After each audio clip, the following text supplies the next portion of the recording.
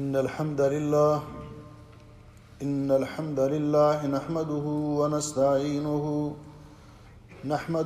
ونستعينه ونستغفره ونعوذ بالله من شرور أنفسنا ومن سيئات أعمالنا من يهده الله فلا مضل له ومن يضلل فلا هادي له وأشهد أن لا إله إلا الله وحده لا شريك له وأشهد أن محمدًا عبده ورسوله يا أيها الذين آمنوا اتقوا الله حق تقاته ولا تموتن إلا وأنتم مسلمون يا أيها الناس اتقوا ربكم الذي خلقكم من نفس واحدة وخلق منها زوجها وبث منهما رجالا كثيرا ونساء واتقوا الله الذي تساءلون به والأرحام إن الله كان عليكم رقيبا يا أيها الذين آمنوا اتقوا الله وقولوا قولا سديدا يصلح لكم أعمالكم ويغفر لكم ذنوبكم ومن يطع الله ورسوله فقد فاز فوزا عظيما اللهم صل على محمد وعلى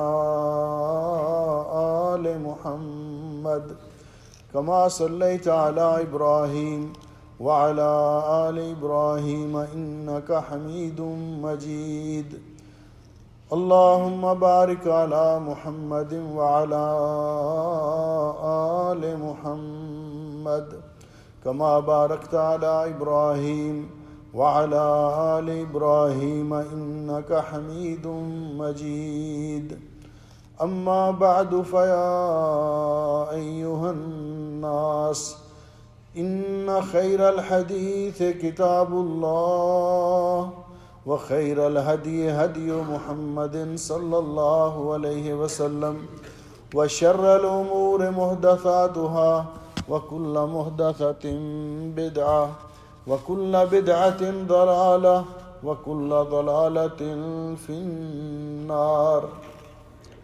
قابل سعادت احترام بزرگوں، بھائیوں اور عزیزوں، آج کے خطبہ جمعہ کا عنوان ہے فضل آیت الکرسی، آیت الکرسی کی فضیلت اور اہمیت۔ اللہ سبحانہ و تعالیٰ کی بارگاہ میں دعا ہے کہ اللہ سبحانہ و تعالیٰ مجھے اس موضوع پر قرآن و سنت کی روشنی میں حق اور سچ بیان کرنے کی توفیق عطا فرمائے، اور پھر ہم سب کو کتاب و سنت کی تعلیمات کے مطابق عمل کرنے کی توفیق بخشے۔ سامعین گرامی قدر، آیت الکرسی قرآن کریم کی سب سے عظیم آیت ہے۔ اس کے 50 کلمات ہیں اور 185 حروف ہیں، اور یہ 10 مستقل جملوں پر مشتمل ہے۔ یہ ایک آیت جو کہ سورۃ البقرہ کی آیت نمبر 255 ہے، 255 ہے۔ یہ آیت مبارکہ، اس کے بارے میں نبی اکرم صلی اللہ علیہ وسلم نے کیا فرمایا، حضرت ابی بن کعب رضی اللہ تعالیٰ عنہ بیان کرتے ہیں، قال رسول اللہ صلی اللہ علیہ وسلم، کہ رسول اکرم صلی اللہ علیہ وسلم نے ایک دن مجھ سے پوچھا، یا ابا المنذر، ابو المنذر یہ حضرت ابی بن کعب رضی اللہ تعالیٰ عنہ کی کنیت ہے۔ آپ نے پوچھا، ابو منذر، اتدری ای آیت من کتاب اللہ معک اعظم، کیا آپ جانتے ہو کہ قرآن پاک جو آپ کو یاد ہے، ان میں سے اللہ تعالیٰ کی قرآن پاک کی کون سی آیت سب آیتوں سے زیادہ عظمت والی ہے اور عظیم ہے؟ قلت، میں نے جواب دیا، اللہ و رسولہ عالم، اللہ اور اللہ کے رسول ہی بہتر جانتے ہیں۔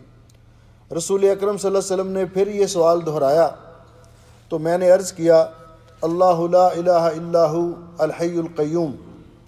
تو رسول اکرم صلی اللہ علیہ وسلم نے میرے سینے پہ اپنا ہاتھ مبارک مارتے ہوئے فرمایا واللہ لیحنک العلم ابا المنذر، اللہ کی قسم ابو منذر تجھے تیرا علم مبارک ہو۔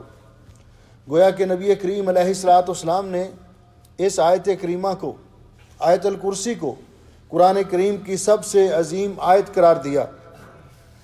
اس آیت کے اندر، ایک آیت کے اندر اللہ رب العزت کی عظمت، اللہ تعالیٰ کی توحید اور عقیدے کے مسائل جس قدر بیان کیے گئے ہیں، اس کی بنیاد پر شیخ الاسلام ابن تیمیہ رحمۃ اللہ علیہ فرماتے ہیں وَلَيْسَ فِي الْقُرْآنِ آیَةٌ وَاحِدَةٌ تَضَمَّنَتْ مَا تَضَمَّنَتْهُ آیَةُ الْکُرْسِی، قرآن کریم کی کوئی اور ایک آیت ایسی نہیں ہے جس میں وہ کچھ بیان کیا گیا ہے جو کچھ آیت الکرسی میں بیان کیا گیا ہے۔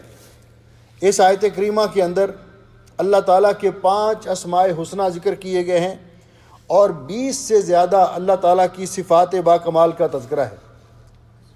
اللہ سبحانہ و تعالیٰ نے اس آیت کے اندر جو کچھ بیان کیا، آپ اس کے ایک ایک جملے پر غور کریں، اور میں گزارش کروں گا کہ یہ آیت الکرسی ہر مسلمان کو، چھوٹے بڑے مرد اور عورت کو یاد ہونی چاہیے۔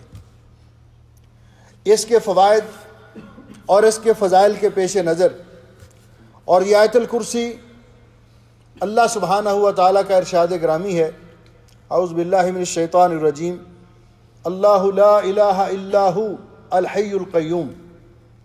اس آیت کریمہ کا پہلا جملہ ہے کہ اللہ سبحانہ و تعالیٰ کے علاوہ کوئی معبود برحق نہیں ہے، وہ حی ہے اور قیوم ہے، خود زندہ ہے، ہمیشہ کے لیے ایسی زندگی جس کو فنا نہیں، اور دوسروں کو زندگی بخشنے والا ہے۔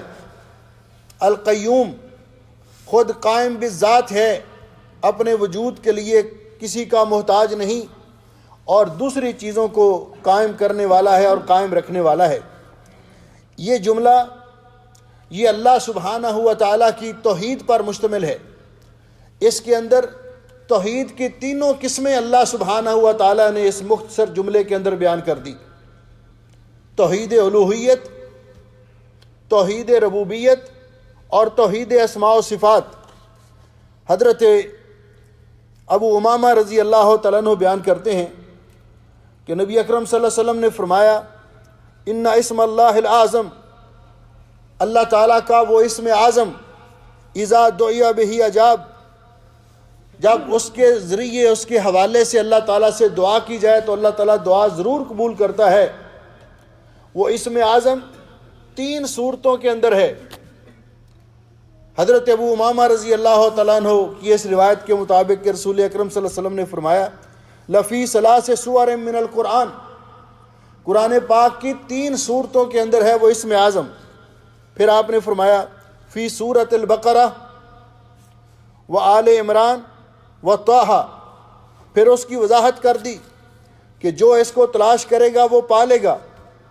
سورۃ البقرہ میں آیت الکرسی کے اندر اللہ لا الہ الا ہو الحی القیوم، اس کے اندر اللہ تعالیٰ کا اسم اعظم ہے۔ دوسرا سورہ آل عمران میں الف لام میم اللہ لا الہ الا ہو الحی القیوم، اس میں اللہ رب العزت کا اسم اعظم ہے۔ اور تیسری سورۃ طٰہٰ ہے، جس کے اندر اللہ رب العزت نے فرمایا وعنت الوجوہ للحی القیوم، اس کے اندر اللہ تعالیٰ کا اسم اعظم ہے۔ تو اللہ تعالیٰ کے اسم اعظم کے ذریعے جب بھی اللہ تعالیٰ سے کوئی دعا مانگتا ہے، اللہ رب العزت اس کی دعا کو قبول فرماتے ہیں۔ اس آیت کریمہ کے اندر اللہ رب العزت کی کرسی کا تذکرہ ہے، اور وہ کرسی کیا ہے، اس کی عظمت کیا ہے۔ حضرت ابو ذر غفاری رضی اللہ تعالیٰ عنہ بیان کرتے ہیں دخلت المسجد الحرام، میں مسجد حرام میں داخل ہوا، کیونکہ اللہ رب العزت نے اس سے پہلے ذکر کیا کہ اللہ سبحانہ و تعالی الحی القیوم ہے۔ کہتے ہیں میں مسجد حرام میں داخل ہوا، فرأیت رسول اللہ صلی اللہ علیہ وسلم وحدہ، میں نے نبی پاک صلی اللہ علیہ وسلم کو اکیلے پایا، آپ تشریف فرما تھے۔ فقلت، میں نے عرض کیا، یا رسول اللہ ایما آیت نزلت علیک افضل، آپ پر جو اللہ تعالیٰ نے قرآن پاک نازل کیا ان میں سب سے افضل آیت کون سی ہے؟ تو رسول اکرم صلی اللہ علیہ وسلم نے فرمایا آیت الکرسی، آیت الکرسی۔ اس کے بعد آپ نے فرمایا مَالسَّمَاوَاتُ السَّبْعُ فِي الْكُرْسِيِّ إِلَّا كَحَلْقَةٍ مُلْقَاةٍ بِأَرْضِ فُلَاتٍ، آپ نے فرمایا ساتوں آسمانوں کی حیثیت کرسی کے مقابلے میں ایسے ہے جیسے ایک بہت وسیع صحرا کے اندر، بہت وسیع جنگل کے اندر، صحرا کے اندر ایک کڑا پڑا ہو، ایک حلقہ جس کو کڑا یا چھلا ہم بولتے ہیں، وہ صحرا کے اندر پڑا ہو، تو اس کڑے کی حیثیت صحرا کے مقابلے میں جتنی ہے، اسی قدر ساتوں آسمانوں اور ساتوں زمینوں کی حیثیت اللہ تعالیٰ کی کرسی کے مقابلے میں ہے۔ اور اس کے بعد فرمایا وَفَضْلُ الْعَرْشِ عَلَى الْكُرْسِيِّ كَفَضْلِ تِلْكَ الْفُلَاتِ عَلَى تِلْكَ الْحَلَقَةِ، آپ نے فرمایا کہ کرسی عرش کے مقابلے میں کرسی کی وہی حیثیت ہے جس طرح اس کڑے یا چھلے کی حیثیت ساتوں آسمانوں کے مقابلے میں ہے۔ تو عرش عظیم اللہ رب العزت کی سب سے عظیم مخلوق ہے۔ اس کے بعد کرسی، تو اس میں اللہ رب العزت کی کرسی کا تذکرہ ہے۔ اللہ رب العزت نے فرمایا وسع کرسیہ السماوات والارض، اللہ کی کرسی آسمان و زمین سے وسیع ہے۔ اس کی یہی حیثیت ہے کہ جس طرح بہت بڑے صحرا کے اندر ایک لوہے کا کڑا یا چھلا پڑا ہوا ہے، تو یہ آسمان و زمین کی حیثیت ہے کرسی کے مقابلے میں، اور یہ حیثیت کرسی کی ہے اللہ تعالیٰ کی عرش عظیم کے مقابلے میں۔ نبی کریم علیہ الصلوۃ والسلام نے فرمایا کہ اللہ سبحانہ و تعالیٰ نے اپنا یہ جو وصف ذکر کیا، اللہ لا الہ الا ہو الحی القیوم لا تأخذہ سنۃ ولا نوم، اللہ تعالیٰ وہ ذات ہے جو حی قیوم ہے، جس کو کبھی فنا نہیں، جس کی حیات ازلی اور ابدی ہے، اور اس کی حیات ایسی ہے جس کو کبھی کوئی نقص لاحق نہیں ہوتا۔ ہماری حیات یا جس چیز کو اللہ تعالیٰ نے دنیا میں زندگی عطا کی ہے، ہماری حیات اللہ تعالیٰ کی عطا کردہ ہے، ہماری زندگی اللہ کی عطا کردہ ہے، لیکن اللہ تعالیٰ کی حیات ذاتی ہے۔ ہماری زندگی اس کو فنا ہے، لیکن اللہ سبحانہ و تعالیٰ کی ذات کو بقا ہے۔ کل من علیہا فان ویبقى وجہ ربک ذو الجلال والاکرام، ہماری حیاتی، ہماری زندگی اس کو نقص لاحق ہوتے ہیں، ہمیں نیند بھی آتی ہے، ہمیں اونگ بھی آتی ہے، ہمیں تھکاوٹ بھی ہوتی ہے، جب ہم سو جاتے ہیں پھر ہم سن نہیں سکتے، دیکھ نہیں سکتے، چل نہیں سکتے، لیکن اللہ سبحانہ و تعالیٰ کی حیات ان کمزوریوں سے اور ان نقائص سے مبرہ اور منزہ ہے۔ اس لیے رسول اکرم صلی اللہ علیہ وسلم نے فرمایا، عن ابی موسیٰ رضی اللہ تعالیٰ عنہ، حضرت ابو موسیٰ رضی اللہ تعالیٰ عنہ فرماتے ہیں قام فینا رسول اللہ صلی اللہ علیہ وسلم، ایک دن نبی پاک صلی اللہ علیہ وسلم نے ہمیں خطبہ ارشاد فرمایا اور اس میں 4 چیزیں بیان کی۔ قام باربع، پہلی چیز ان اللہ لا ینام، اللہ تعالیٰ کو کبھی نیند نہیں آتی، نیند تو بڑی دور کی بات ہے، اللہ تعالیٰ کو کبھی اونگ بھی نہیں آتی۔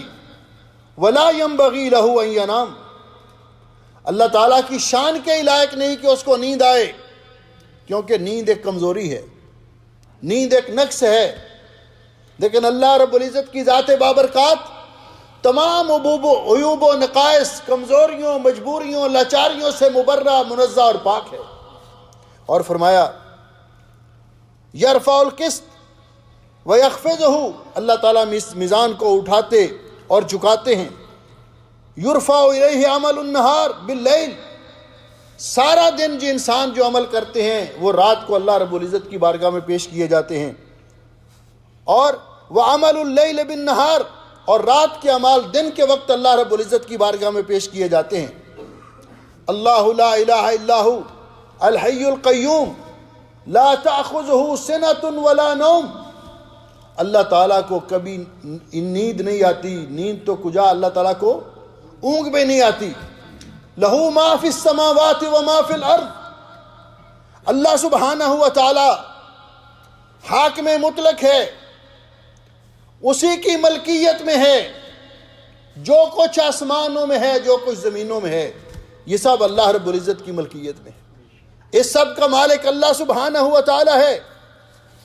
اس کے بعد اللہ سبحانہ و تعالی نے شفاعت، اللہ رب العزت کی بارگاہ میں سفارش کے لیے قاعدہ اور کلیہ بیان کیا، قانون بیان کیا۔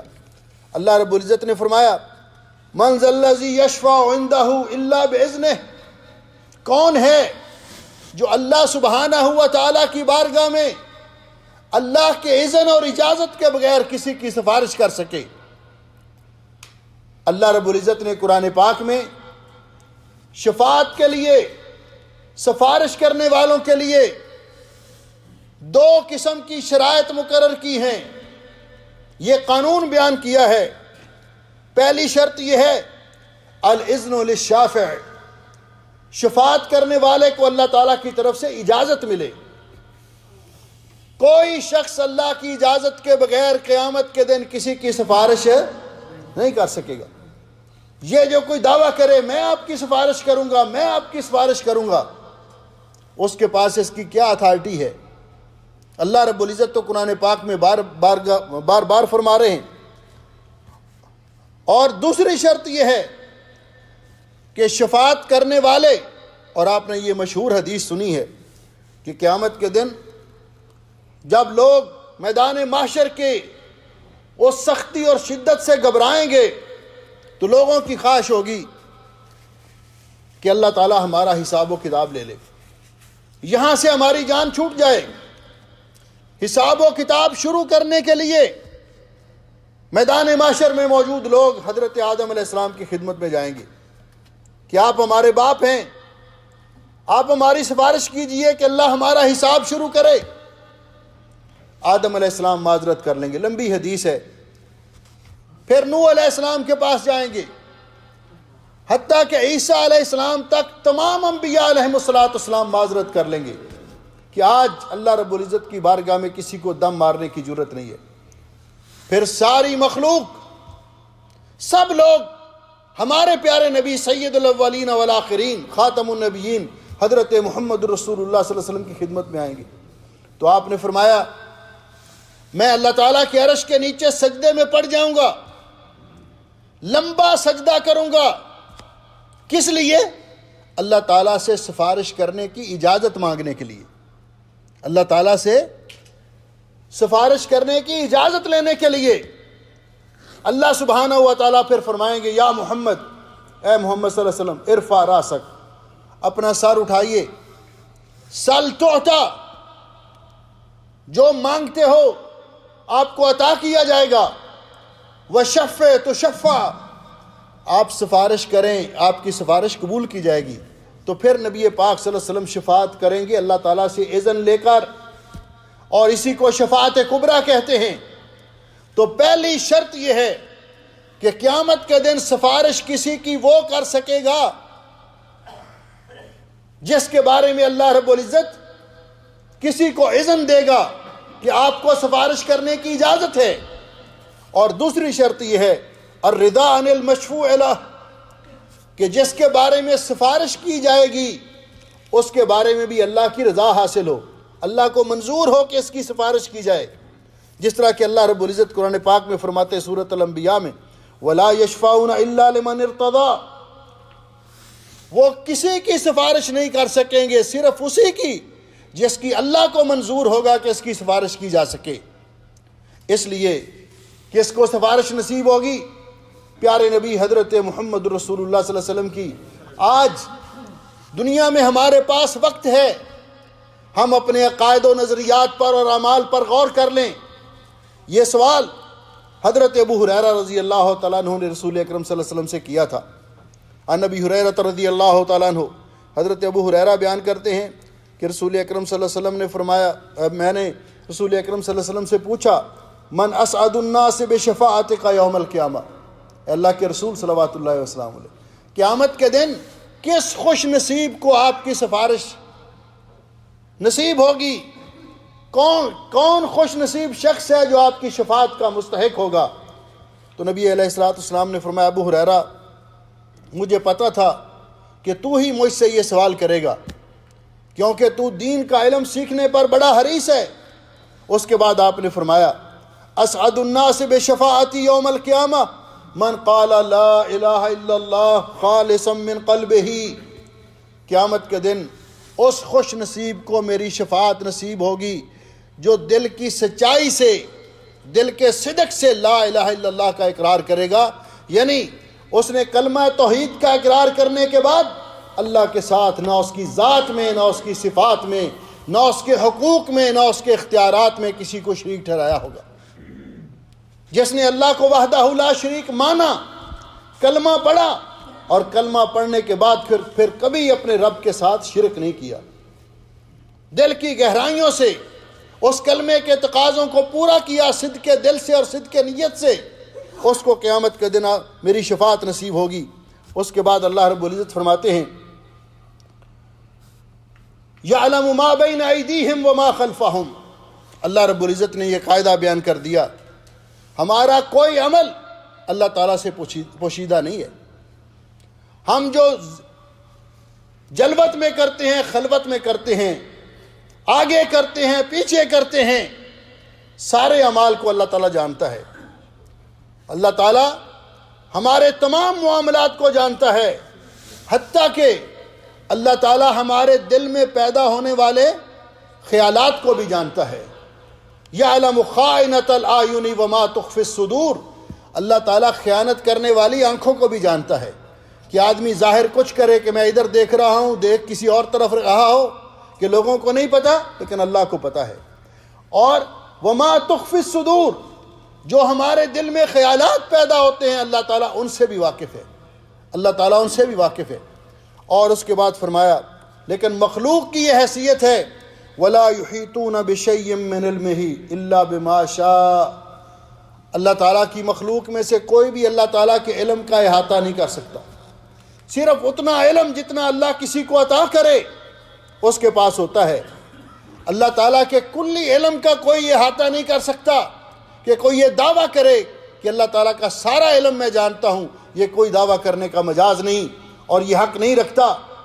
نبی کریم علیہ الصلوۃ والسلام نے فرمایا جب حضرت موسیٰ علیہ السلام اور حضرت خضر علیہ الصلوۃ والسلام ایک ساتھ جا رہے تھے، سورہ کہف کے اندر اللہ نے یہ واقعہ ذکر کیا، تو اس دوران فرکبا السفینہ، وہ ایک کشتی میں، سفینے میں سوار ہوئے، فقال الخضر، تو انہوں نے دیکھا علی حرف السفینہ تھی فوقع عصفور علی حرف السفینہ، اس سفینے، اس کشتی کے کنارے پر آ کر ایک چڑیا بیٹھ گئی، ایک پرندہ بیٹھ گیا، اس پرندے نے فغمس منقارہ البحر، اس نے کشتی کے کنارے بیٹھے ہوئے سمندر سے اپنی چونچ میں تھوڑا سا پانی لیا، پانی کا قطرہ اپنی چونچ میں اٹھایا، فقال الخضر، صحیح بخاری کی روایت ہے، تو حضرت خضر علیہ السلام نے موسیٰ علیہ السلام سے کہا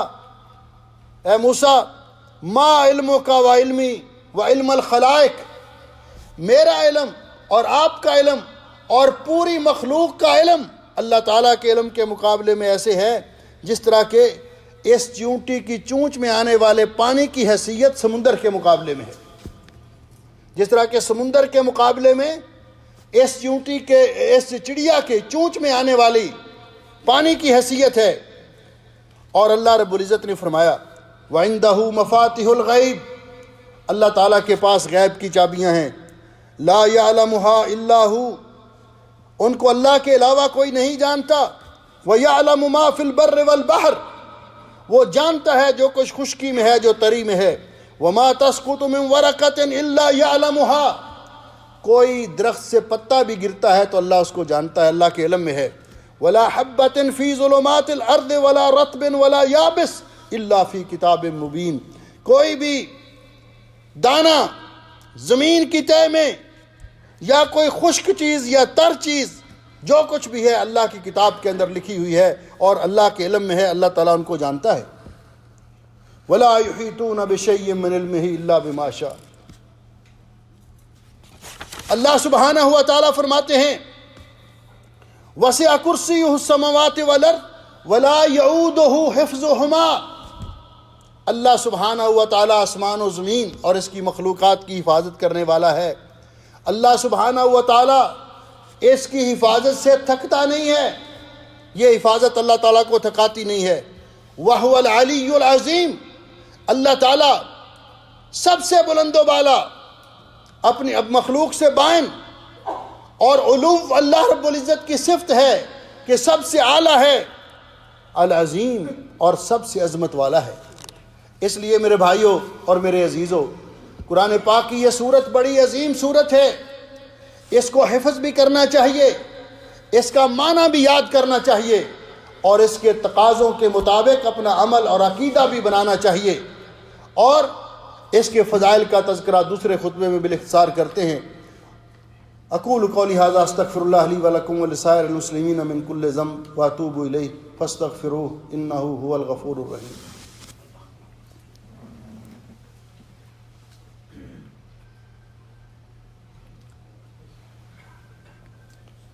ان الحمد للہ نحمدہ ونستعینہ ونستغفرہ ونعوذ باللہ من شرور انفسنا ومن سیئات اعمالنا من يهده الله فلا مضل له ومن يضلل فلا هادي له واشهد ان لا اله الا الله وحده لا شريك له واشهد ان محمدا عبده ورسوله۔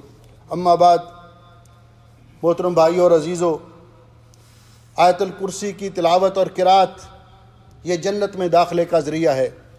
عن ابی امامہ رضی اللہ تعالیٰ عنہ، حضرت ابو امامہ رضی اللہ تعالیٰ عنہ روایت کرتے ہیں، قال رسول اللہ صلی اللہ علیہ وسلم، کہ رسول اکرم صلی اللہ علیہ وسلم نے فرمایا، من قرأ آیت الکرسی فی دبر کل صلاۃ مکتوبہ، جو آدمی ہر فرض نماز کے بعد ہمیشہ آیت الکرسی پڑھتا ہے، لم یمنعہ من دخول الجنت الا الموت، تو اس کے اور جنت میں داخلے میں صرف موت کا فاصلہ ہے، یعنی موت آئے گی اللہ اس کو جنت میں داخل کر دے گا۔ تو گویا کہ آیت الکرسی کی تلاوت یہ جنت میں داخلے کا سبب ہے ہر فرض نماز کے بعد۔ اس لیے ہر مسلمان کو یہ آیت ایک آیت ہے، اس کو یاد کرنا چاہیے، اور ہر فرض نماز کے بعد باقی اذکار کے ساتھ اس کو اپنی روٹین بنانی چاہیے کہ فرض نماز کے بعد آیت الکرسی پڑھی جائے۔ آیت الکرسی پڑھنے والے کے جان اور مال کی اللہ حفاظت فرماتا ہے۔